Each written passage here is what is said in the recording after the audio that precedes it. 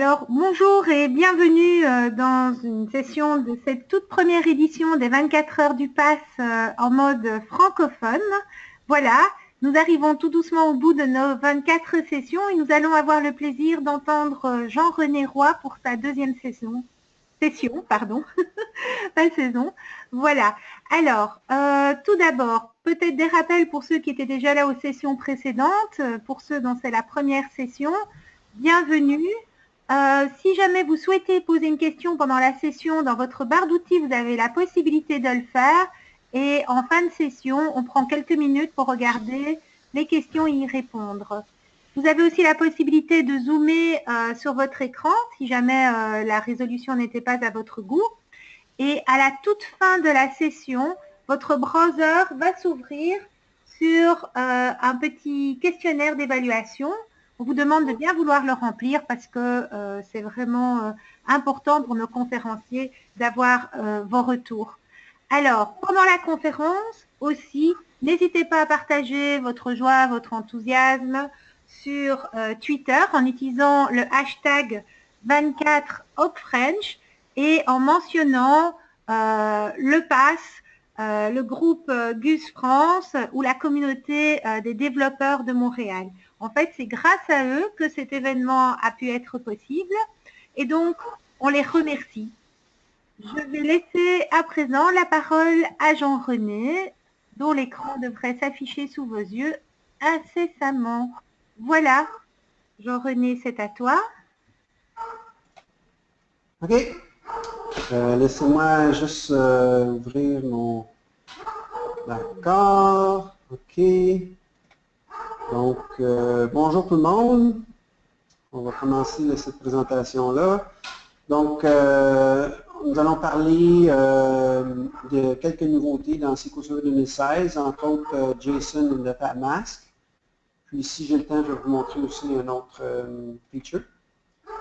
Quelques mots sur moi. Je vais vous laisser lire le temps que j'aille calmer mon chien. Ça va prendre moins de 15 secondes. Je reviens dans 15 secondes. Hey, Lindsay!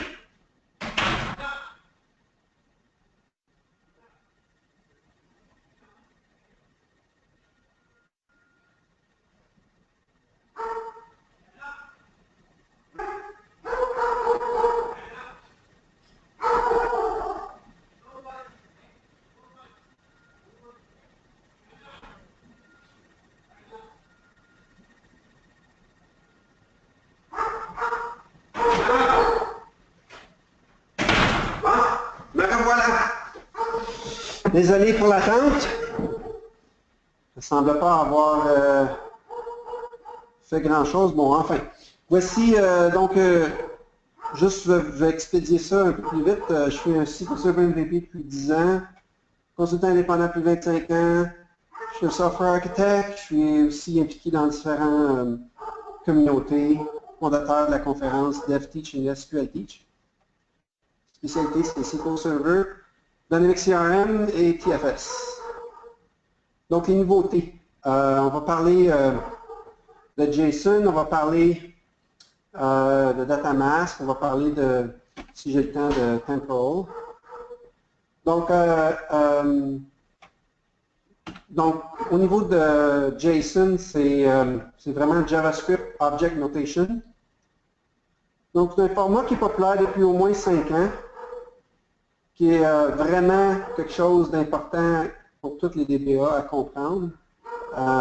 C'est arrivé dans les dernières années que je demandais à des DBA de me produire du JSON. La réponse était, il n'y a personne qui s'appelle JSON qui travaille pour nous.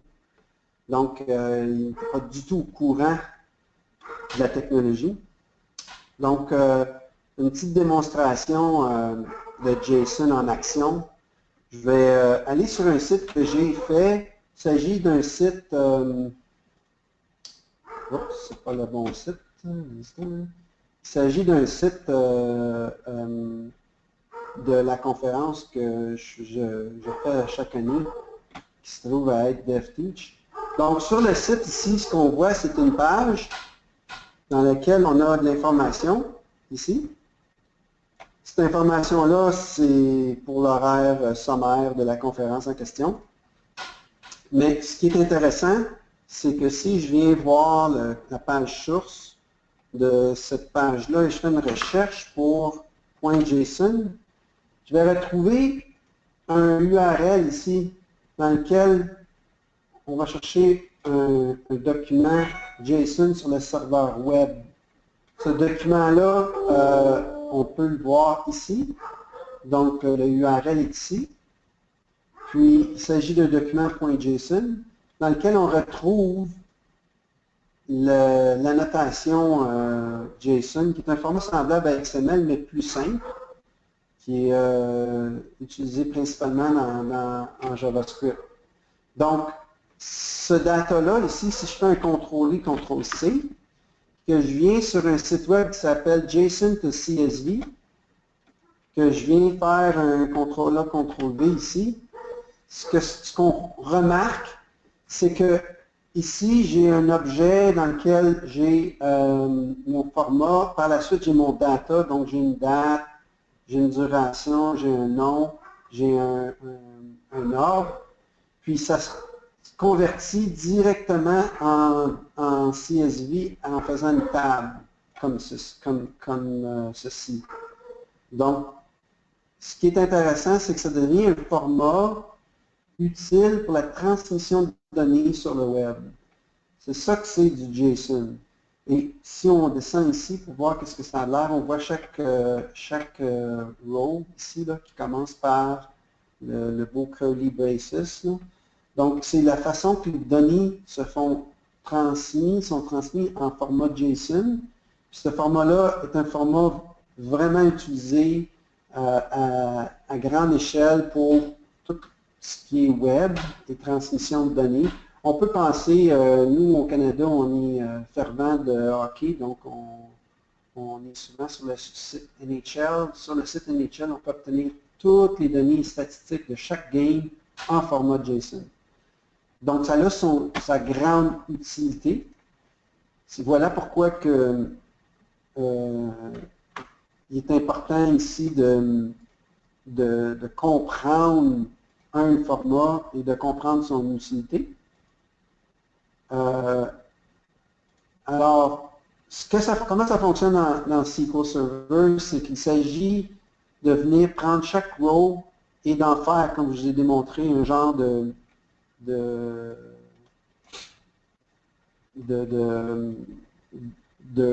format JSON ici pour chaque row, qui est contenu dans un objet avec les brackets carrées ici. Puis, ce qui est built-in dans SQL Server, c'est les fonctions isJSON, ainsi que JSON_value, JSON_modify. Donc, ces trois fonctions-là, ces trois nouvelles fonctions qui ont été insérées dans le produit, que je vais vous faire quelques démonstrations dans quelques minutes. Donc, ce qui est important de comprendre, c'est que c'est storé dans un nvarchar. C'est ça donc, il n'y a pas de type custom comme pour XML. Ça fait partie d'un type string normal. C'est ça qu'il faut comprendre en premier lieu. Donc, JSON, on peut s'en servir en mémoire, on peut s'en servir à plusieurs choses, on peut le compresser. Donc, il y a beaucoup d'utilité, étant donné que c'est un nvarchar qu'on peut se servir. Il ne faut pas confondre avec ce que je vous parlais dans ma session précédente. Là, ce qui existe dans SQL Server pour JSON, ce n'est pas ce qui existe dans DocumentDB, qui est un autre produit de Microsoft. Mais les deux vont utiliser ce format-là. L'autre chose intéressante, c'est qu'on peut faire des requêtes directement sur une table régulière et de rajouter for JSON pour pouvoir avoir un output en JSON. Donc, c'est une fonctionnalité qui est très semblable à ce que for XML nous offre, mais implantée pour JSON. Donc, il y a la possibilité aussi d'utiliser le fameux OpenJSON qui permet de venir extraire directement en format d'une table à partir d'un JSON. Donc, ici, l'exemple vous montre un document JSON qui, lui, va avoir un output direct en colonne après le select statement. Les choses qui sont bâties à l'interne, il s'agit de isJSON. Donc, isJSON, c'est juste une fonction dans laquelle on passe un string, puis cette fonction-là va permettre de vérifier si votre JSON est valide. Quand on dit valide, et on ouvre des brackets, et on ouvre des curly braces, et on enferme. S'il en manque une, il ne sera pas valide. Donc, si la fonction retourne 0, ça va être invalide. Si elle retourne 1, alors le JSON est valide. Donc, on peut venir bâtir des champs avec des constraints dans la base de données qui vont s'assurer que le JSON est toujours valide. On peut aussi venir faire des requêtes directement sur un élément spécifique du JSON avec JSON value, cette fonction-là, qui vient nous aider. On peut aussi venir faire des index sur du JSON ici. Donc, ça devient une chose intéressante. Donc, sans plus tarder, on va aller faire une démo. On va essayer de ne pas vous endormir. Donc, avant d'aller plus loin, la première chose que je veux faire, je veux quand même montrer les choses similaires entre JSON et 4XML. En premier lieu, 4XML, pour ceux qui ne savent pas qu'est-ce que c'est là depuis 2005. Ça permet de faire des requêtes sur lesquelles on peut rajouter 4XML.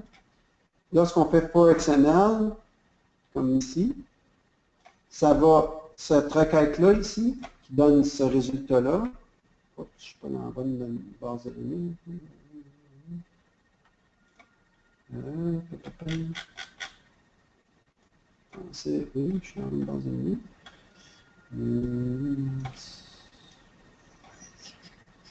Je vais juste voir la base de données de vite. Qu'est-ce que j'ai ici? Member, colonne, last name, first name. Le numéro pas là. OK. Bon, voilà pourquoi. OK. Cela va fonctionner. Donc, si je fais ça ici, non, je ne fais pas ça non plus.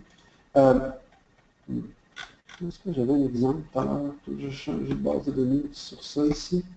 Ça devrait fonctionner. Fonctionne-tu? Donc ici, on voit que ça donne un XML. Si je le fais avec éléments, on voit un XML différent ici. Là. Donc ça, c'est la fonctionnalité qui existe depuis 2005. OK. Donc, le but d'utiliser du 4JSON, c'est la même idée. Si je viens ouvrir mon exemple pour JSON, on va revenir un peu plus haut. On va revenir ici. Ici. Donc, ça devrait être sur Sandbox. On va se mettre sur Sandbox. Donc, si je regarde cette table employée-là, par exemple, les données qu'on a ici, on a 8 entrées. Si je regarde l'exécution, j'ai juste un record ici. Puis si je dis for JSON, à ce moment-là, j'obtiens un string ici. On voit que le string, le premier bracket, c'est pour l'objet. Ensuite, on voit ici que j'ai un curly brace. Après ça, c'est tout des éléments qui viennent, qui correspondent un peu à l'objet qu'on a fait une requête dessus. Donc, c'est ça que ça ressemble un peu du JSON. Puis par la suite, j'ai ma fermeture de curly brace, puis ma fermeture de mon objet ici avec cette. Donc, c'est ça que ça ressemble là, du JSON. Donc, on peut venir faire JSON path ou on peut venir faire auto. Si on le fait dans le code auto, on voit ici qu'il va venir prendre, il n'a pas mis de nom ici, il a juste pris les éléments, il les a mis dans un objet. Si on vient dire je veux avec path, avec un root, donc si j'exécute celle-là, on voit ici que j'ai un JSON qui commence dans lequel mon objet a un nom qui est le path que j'y ai donné ici. Là. Par la suite, j'ai un objet qui commence, puis là, j'ai mes éléments. Oui? Qu'on voit ici. D'accord? On voit l'objet et ensuite le data est ici.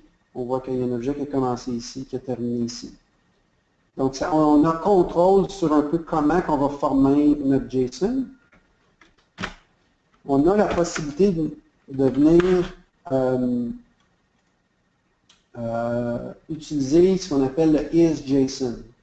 Donc, isJSON est là pour nous aider à valider si on a du JSON qui est valide ou non. Donc, si on exécute, par exemple, ces quelques lignes ici, si je fais, là, ce que je vais faire, c'est un select, comme j'ai fait tantôt, d'un seul record dans lequel je retourne for JSON path avec un row. Lorsque j'exécute ça, je retourne un 1 parce que isJSON dit que c'est du valide JSON.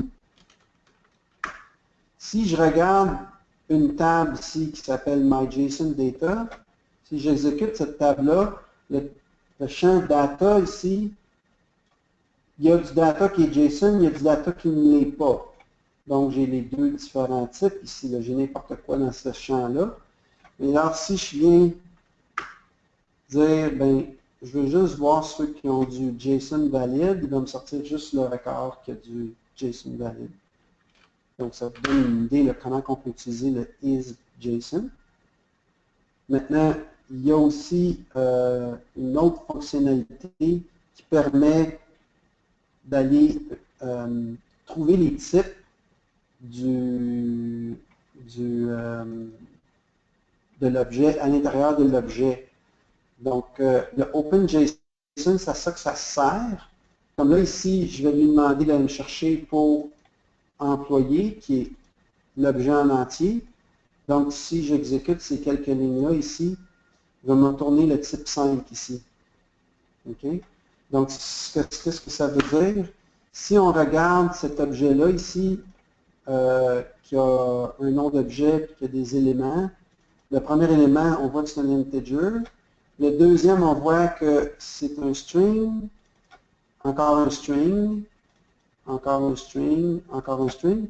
Donc, si on fait si on prend ce JSON2-là, puis on se trouve à venir chercher une valeur spécifique de name ici, là, on peut venir chercher juste la valeur. Dans ce cas-là, je vais me retourner juste la valeur ici. Mais OpenJSON peut être utilisé, par exemple, dans un cas comme ici, où c'est que j'ai un objet qui s'appelle info, dans lequel il y a type, il y a adresse, mais dans adresse, moi ce que j'ai, c'est un objet qui lui a town, country, county and country. Puis j'ai aussi un autre élément dans l'objet qui lui contient une liste, comme deux éléments. Donc, si j'exécute ça ici avec OpenJSON JSON ici, on se retrouve avec la possibilité de me dire chaque élément, c'est de quel type.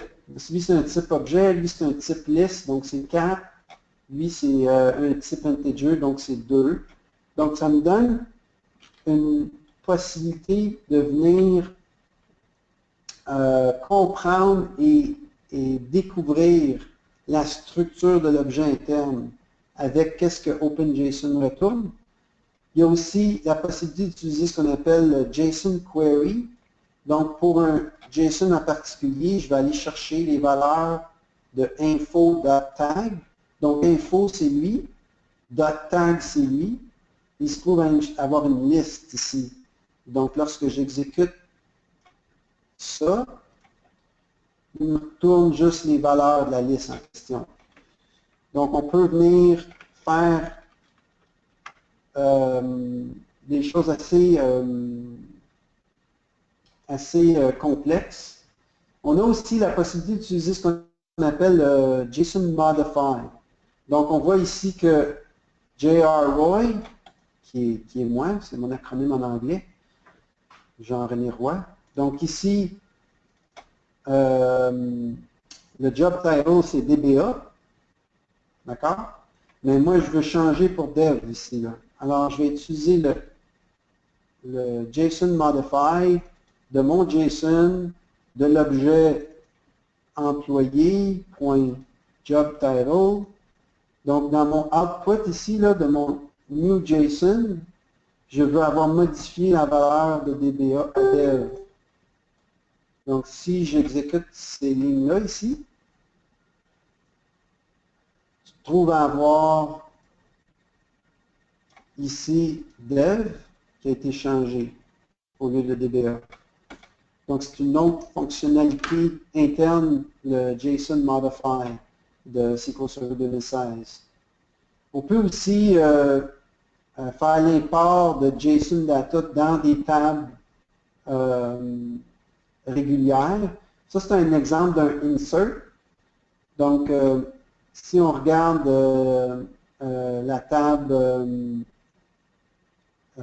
si on regarde ici avec for OpenJSON et with, on peut venir extraire du JSON et s'en servir comme colonne.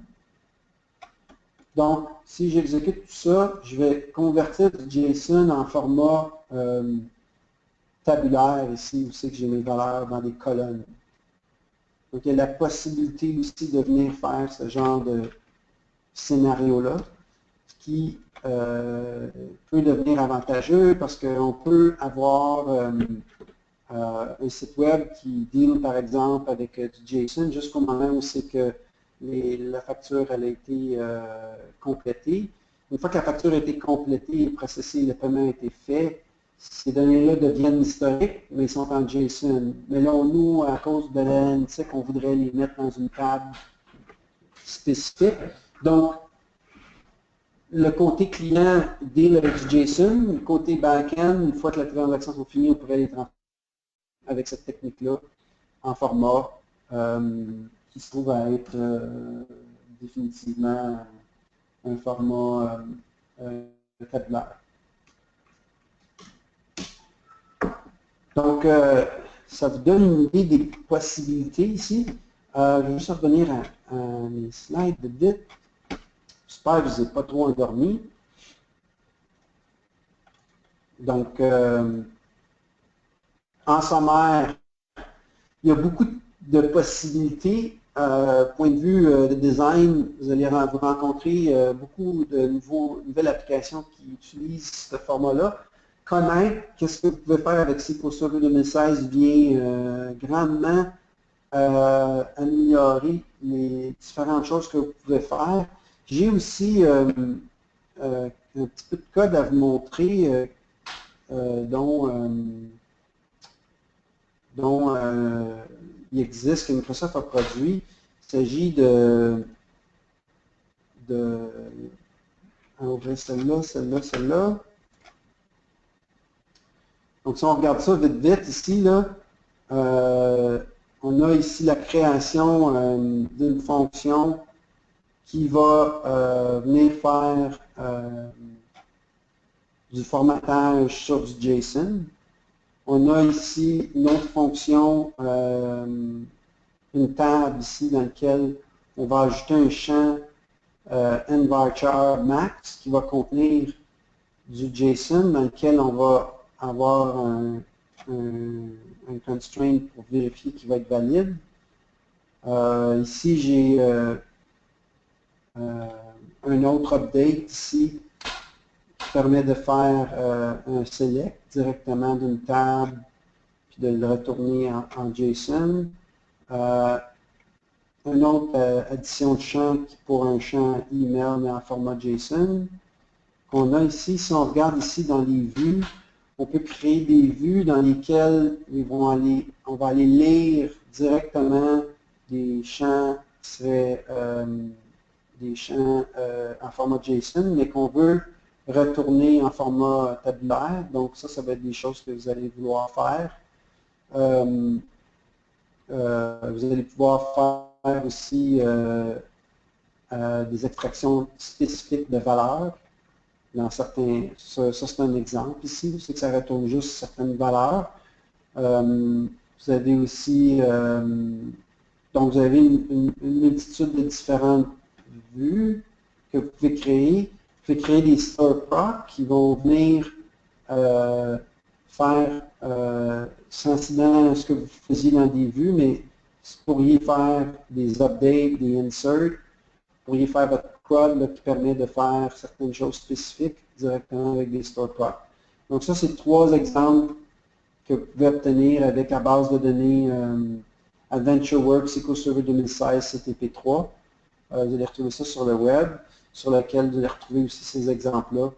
Donc, ils ont fait tout un CRUD, là, un update, un insert, update, delete là, pour AdventureWorks, tout avec des champs JSON. Donc, ça vous donne au moins une idée de comment venir utiliser en production du JSON. Donc, ça conclut à peu près ma démonstration pour du JSON. La prochaine démonstration parle d'un autre feature que moi je trouve très intéressant dans SQL, qui à mon avis aurait dû être là depuis très longtemps.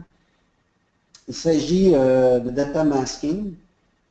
Donc, qu'est-ce que le data masking? Le but, c'est de dire, si dans la base de données, j'ai une table avec un numéro de carte de crédit, comme ça, mais avant qu'elle se rende au client, je veux qu'avant qu'elle sorte de la base de données, qu'elle soit masquée pour que ça ait l'air de ça ici, une fois rendu chez le client.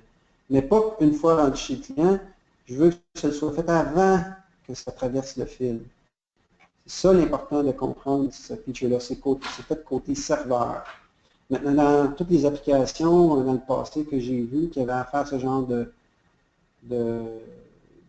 modèle-là, ce qui se passait, c'est que le changement était fait au niveau du client. Donc, le client, lui, avait la responsabilité de masquer, mais le data avait quand même été transmis sans sécurité, sans être modifié. Donc, ce que ça vient apporter, c'est une meilleure, c'est plus compliant, c'est plus en ligne avec les normes de sécurité de pouvoir faire cette technique-là. La sensibilité des données est mieux contrôlée, elle peut être faite par le DBA, ça devient son pouvoir. Ça offre aussi une agilité pour les données. Donc, c'est un autre avantage. Maintenant, comment ça fonctionne? L'idée de pouvoir faire ce genre de masque-là, c'est d'utiliser certaines fondations qui existent dans SQL Server au niveau de la sécurité. Donc, on peut faire différents types de masques pour masquer les données. Il y a différentes fonctionnalités ou fonctions qu'on peut utiliser. mais ces fonctions-là viennent s'appliquer uniquement lorsque on est dans un contexte de sécurité qui active ou non le masquage. Donc, ce que ça veut dire, c'est que on va venir faire un alter sur les tables dans lesquels on va venir ajouter le add mask with function. Puis ça va permettre de dire, ah, ça va appliquer telle fonction comme masking dans certaines circonstances. Puis on va venir faire on va pouvoir faire un grant ou un ungrant des différents au niveau de sécurité pour pouvoir le faire afficher ou non. Donc, pour faire ça va donner comme résultat ça ici. Si je suis logué avec l'administrateur, je vais voir toutes les données, mais si je suis logué comme quelqu'un d'autre, je ne verrai pas toutes les données, comme les emails vont être masqués, etc. Donc, c'est ça le résultat. Donc, si on va voir un démo, on va venir ici, on va pouvoir fermer ça, on va venir ouvrir, on va venir ici, un masque. Donc, on va commencer à se mettre sur la bonne base de données. Donc, on a une table ici avec des données. Vous allez voir, c'est quand même relativement simple à utiliser. Il y a trois fonctions qui viennent. Il y a la fonction qui appelle default. C'est pour des strings. Show X for each 4 characters, up to 4 characters. Donc ça, c'est ce que la fonction fait. Pour un numérique, ça va venir montrer des zéros. Pour les dates, ça va montrer une date de 2001. Pour la fonction email, ça va venir mettre des X avant et après le @sign. Pour le partial, la fonction partial, on peut définir le détail de qu'est-ce qu'on veut faire. Comme par exemple ici, on a dit que si on regarde le data ici, alors on a first name qui est ici. Puis ce qu'on veut faire pour first name, on veut partial 1, position 1, on veut mettre 5x.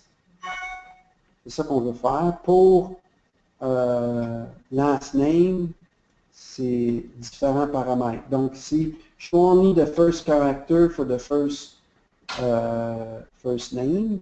Puis ici, on dit show the first 2 characters. Fait que ça, c'est la façon que ça va modifier notre affichage selon le masque. Si on regarde ici pour le champ email, on peut utiliser la fonction email qui, elle, va venir mettre des X avant et après le @. On peut utiliser pour le social number ici, là, on peut venir spécifier qu'est-ce qu'on veut mettre. Comme dans le cas présent, on va le masquer en entier. Ensuite, si on regarde pour les dates, en utilisant default, on sait que ça va venir changer la date pour cette date-là ici. Donc, évidemment, on voit ce que ça donne. J'ai créé d'avance un usager qui s'appelle JR. Donc, quand je vais faire l'exécution as user JR, il va me montrer le data suivant, masqué. Donc, on voit ici juste la première lettre, juste les deux premières lettres. Ici, juste la première lettre avec le reste masqué. Ici, on voit juste le premier chiffre et le dernier chiffre, le reste, c'est des X. Ici, on voit qu'il est allé prendre le default. Ça se peut que le default ait changé depuis cette démo-là, parce que cette démo-là a été faite pendant le CTP. Là. Donc, ça se peut qu'il ait décidé de changer la valeur du défaut. Mais c'est pour vous montrer un peu la façon que ça fonctionne. On voit ici le data non masqué. Donc, on peut imaginer un site web dans lequel on aurait un grid dans lequel il y aurait des cartes de crédit, mais ce qu'on veut afficher au niveau du grid, c'est seulement masquer et garder les derniers chiffres de la carte de crédit. Mais lorsque l'usager va double-cliquer sur le record en question, à ce moment-là, on va afficher, s'il a le droit de double-cliquer dessus pour aller éditer le détail, à ce moment-là, on va afficher la totalité. Donc, en jouant dans le site web avec le SQL Login, on peut facilement venir faire cet effet-là. Donc, ça, c'est un exemple de comment on pourrait l'utiliser, qui devient intéressant. Puis, la façon que c'est sécurisé, c'est que c'est comme c'est fait du côté serveur. Ben, quand le grid s'affiche, il ne peut pas être compromis. Les données ne peuvent pas être compromis par quelqu'un qui écouterait sur le fil, par exemple. Donc, grâce à cette fonctionnalité-là, on peut mieux protéger nos données. Donc ça conclut pour le data mask. Ouais. Donc, protection accrue, puis c'est très facile à utiliser, donc c'est vraiment, à mon avis, ça aurait dû être là depuis longtemps. On tombe maintenant sur une autre fonctionnalité qui, à mon avis, est très intéressante. Si vous n'avez pas été à la présentation que j'ai faite juste avant celle-ci, qu'il s'agit de, je parlais de Modern DBA, à un moment donné, je mentionnais cette feature-là sans vraiment la montrer. Là, je vais vous la montrer. Par contre, je parlais d'un autre open source qui existe, qui s'appelle AutoAudit. Donc, si vous étiez à la session précédente, excusez la redondance, c'est quand même bon que ceux qui n'étaient pas là puissent comprendre le genre de fonctionnalité qu'AutoAudit est. Mais pourquoi Microsoft fait Temporal cette fonctionnalité-là, c'est qu'il s'agit d'une fonctionnalité qui, eux, offrent en tant que service dans SQL Azure en premier lieu. Donc, eux ont un certain bénéfice de l'avoir. C'est une façon de faire du auditing sur les données qui devient intéressante. Ça permet de reculer dans le temps pour voir c'est quoi les données préalablement. Ça peut être utilisé pour des slowly changing dimensions dans du BI. Donc, on peut mettre ça à on, puis au lieu d'avoir à déterminer s'il faut faire un update ou un insert quand on remplit nos dimensions, on peut prédéterminer quelles sont les valeurs à changer parce qu'on a un auditing. Puis une fois qu'on l'a traité dans le BI, après ça, on peut juste effacer. Donc, ça donne un autre avantage. C'est facile à mettre on à off. Donc, c'est un autre avantage aussi là, qui devient intéressant. Donc, comment ça fonctionne? Bien, chaque fois qu'on a un insert, un update ou un delete, on peut venir directement faire des requêtes sur une table qui est en parallèle avec la table qui a été modifiée pour voir les changements. Ce qui nous donne vraiment une possibilité de sortir les différences. Donc, la façon que ça fonctionne ici, c'est qu'on peut faire sur une table for system time between deux dates avec un certain contact, ça va nous permettre de venir faire une requête. comme on va modifier du data dans une table, au moment où on modifie, ça vient inscrire la vieille version dans une autre table. Et ainsi de suite. Fait qu'on va aller voir comment est-ce que ça fonctionne. On peut fermer ça. On va venir ici. On va venir ici. Ici. Donc, on va se placer sur la bonne table. Puis je vous explique comment ça fonctionne. Donc, j'ai une table dans laquelle j'ai des données ici. D'accord? Cette table-là, je peux dire alter the table, add, j'ajoute deux champs et j'ajoute une fonctionnalité for system time sur ces deux dates-là. Par la suite, lorsque je vais venir exécuter alter table, set system versioning on, et je mets le nom de la table que je veux. Ça, c'est important ici à expliquer, là, parce que si je n'ai pas ce paramètre-là ici, là, ça va fonctionner pareil, sauf que le nom de la table historique va devenir un GUID que SQL Server va déterminer pour moi. Lorsque je vais avoir exécuté cette commande-là, ce alter table-là, ça va donner la chose suivante. Vous voyez ici la table employé. On voit ici un genre de petit horloge. Si je fais un drill down, on voit ici en fait marqué System Versioning. Si je fais un drill down, en dessous, je retrouve avec une autre table, qui est la table historique. Et si je fais un drill down dessus, c'est exactement la même table avec les mêmes champs qu'on retrouve. Donc, on a toutes les informations ici. Donc, on a une table en dessous d'une table. C'est comme ça qu'ils l'ont implémenté dans SQL. Donc, si on regarde System Table, si on cherche la table en question System Table ici, on voit qu'il y a un nouveau champ ici, Temporal Type Description, Historical ID. On voit l'ID ici. Donc, on voit qu'ils ont rajouté ça.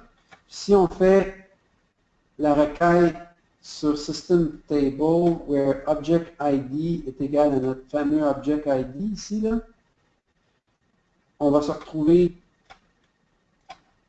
avec la table en question, avec le nom qu'on lui a donné. Ici, au lieu d'un, c'est pas un GUID parce qu'on a précisé le nom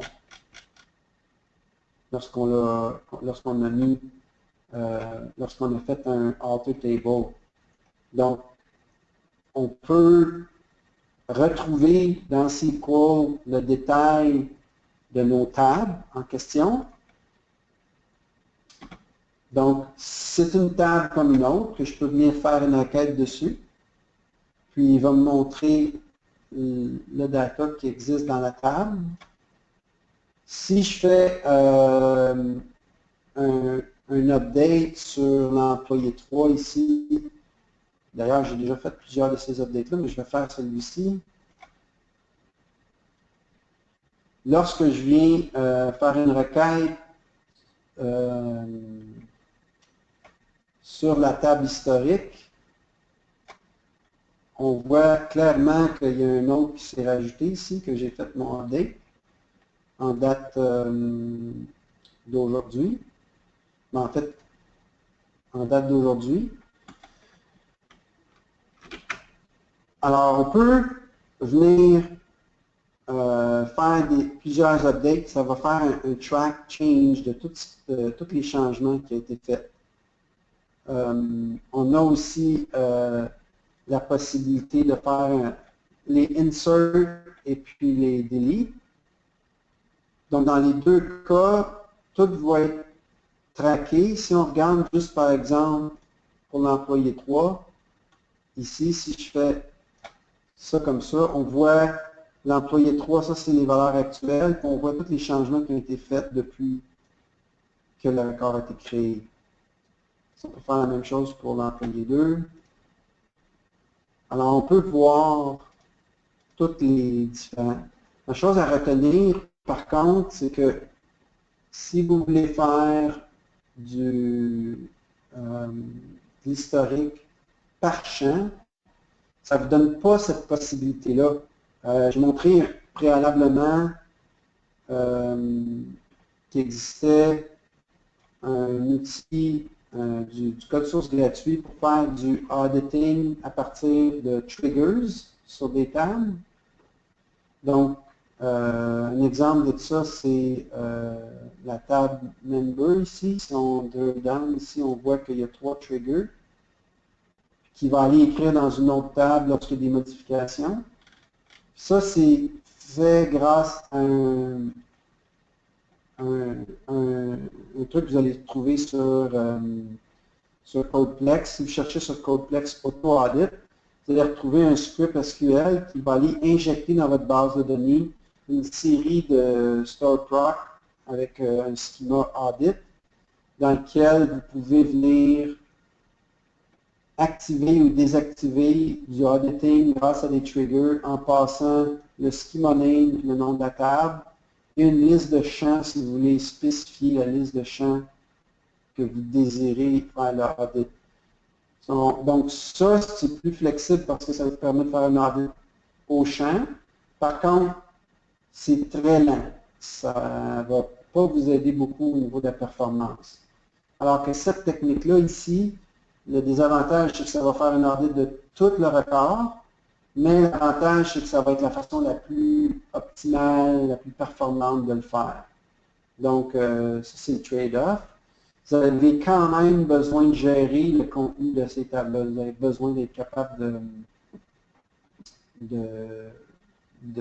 vous avez besoin de gérer le volume. Là. Vous ne faudrait pas laisser ça s'accumuler, sinon vous allez juste prendre du volume. Par contre, il y a moyen de contrôler où va se placer ces tables audit-là pour les mettre sur des disques qui seraient moins gourmands en espace disque ou en vitesse ou en performance. L'autre chose que vous pouvez faire aussi, qui est très intéressant, c'est que vous avez maintenant l'option System Time. Donc, si je dis ce select-là ici, pour l'employé 3, il va me montrer un genre de join entre les System Time All que je cherche.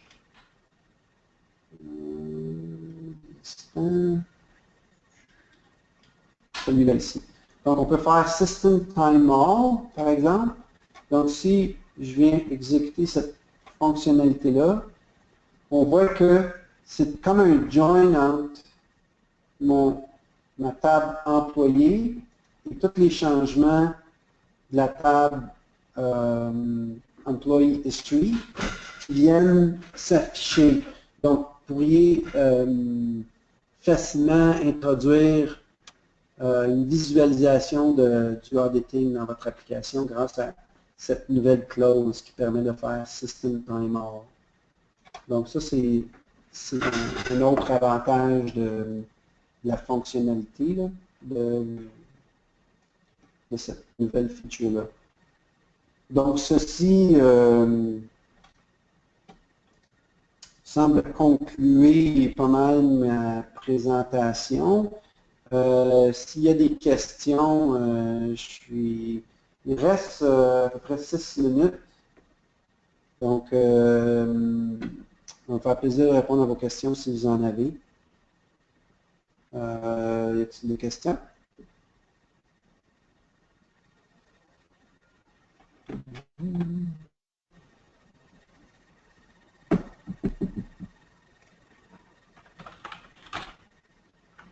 Oui, je crois qu'il y a des questions, Jean-René. Voilà. Donc, je ne sais pas si tu sais les lire, sinon je peux te les lire. Moi, j'apprécierais que tu les lis, comme ça va faire plus d'interaction. D'accord. Donc, il y a David, salut David, qui nous demande comment ça se passe avec les insertions en masse bulk load. Je ne... OK. Voilà. Je peux répondre à cette question-là en premier. Pour les insertions en masse, ce qu'il faut comprendre, c'est que l'historique ne prend pas compte du premier record inséré. Donc, s'il y a une insertion de 1000 records, la table historique n'aura rien dedans. C'est seulement à partir d'une modification d'un record que commence à avoir du data dans la table historique. Donc, on doit être capable, c'est pour ça que le system timer, là, pour pouvoir montrer le delta du première insertion jusqu'au delete du record, là, si vous voulez. Donc, on peut faire des insertions de masse sans affecter rien parce qu'il n'y aura rien d'écrit. Si on faisait des modifications de masse, c'est là qu'on se trouverait à avoir beaucoup de records dans cette table-là. Prochaine Alors, question. il y avait une deuxième question de David aussi. Je ne sais pas si c'est la même chose ou pas. Donc, insertion ligne à ligne dans la table d'historique où le process est le même depuis la table source. Ah, c'est la même question, d'accord. Merci David. Je me disais aussi, je suis un petit peu fatiguée.